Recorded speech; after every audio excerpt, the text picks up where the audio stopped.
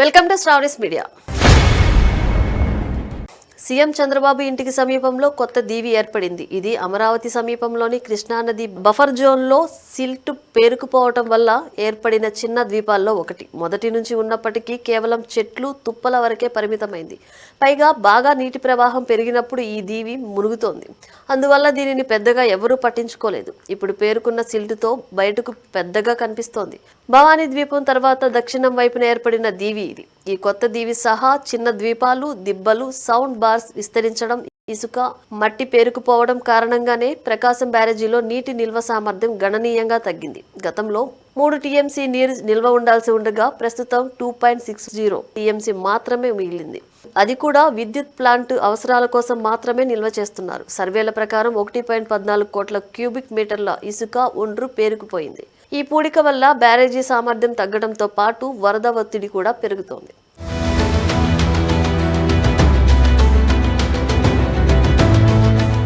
అమరావతి రాజధాని సమీపంలో కృష్ణానది ఒకప్పుడు ఉరవడి ప్రవాహంతో ప్రవేశించింది. ఇప్పుడు ఆ నది ఒడిలోనే చిన్న చిన్న దీవులు భారీగా విస్తరిస్తున్నాయి.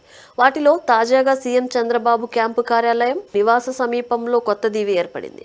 ప్రకాశం బ్యారేజీ ఎగువన అమరావతికి సమీపంగా సిల్టు, ఒండ్రు పేరుకుపోవడంతో ఈ దీవి ఏర్పడింది. అధికారుల సర్వేల ప్రకారం గతంలో 5 దిబ్బలు ఉండేవి. ఇప్పుడు అవి మరింత విస్తరించాయి. మట్టి, ఇసుక పేరుకుపోవడంతో బ్యారేజీలో నిల్వ సామర్థ్యం 3 టీఎంసీ నుంచి 2.60 టీఎంసీకి పడిపోయింది. అంతేకాదు 1.14 కోట్ల క్యూబిక్ మీటర్ల ఇసుక బ్యారేజ్లోనే నిలిచిపోయింది.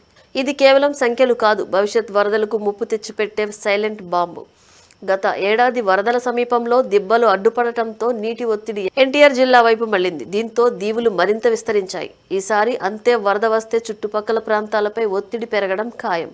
మరోవైపు గుంటూరు జిల్లా వైపు మట్టి కోత తీవ్రంగా ఉంది. దీని ప్రభావం బ్యారేజీ సామర్థ్యాన్ని మరింత తగ్గిస్తోంది.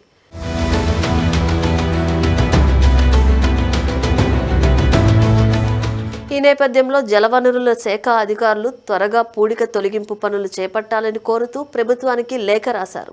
ప్రభుత్వం కూడా స్పందించి సిఆర్డీఏకు మట్టి, ఇసుక వినియోగించుకునే అనుమతి ఇచ్చింది. కానీ దిబ్బలకు సంబంధించి ఎన్జీటీలో కేసు నడుస్తున్నందున జీవో అమలు ఆగిపోయింది. యంత్రాలు కూడా ఏర్పాటు చేయలేదు. వీలైనంత త్వరగా పనులు ప్రారంభించకపోతే 10 లక్షల క్యూసెక్కుల వరద వస్తే గుంటూరు జిల్లా వైపు ఒత్తిడి పెరుగుతుందని అధికారులు హెచ్చరిస్తున్నారు.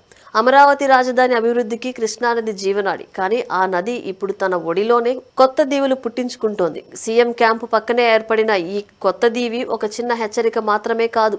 ప్రభుత్వం త్వరగా చర్యలు తీసుకోకపోతే పెద్ద వరద ముప్పుగా మారవచ్చు. కృష్ణమ్మను కాపాడాలంటే పూడికతీత పనులు చేసేందుకు త్వరపడాలి. లేకపోతే నది కాదు, సిల్టు సామ్రాజ్యమే రాజధాని అభివృద్ధిని ముంచెత్తే ప్రమాదం ఉంది.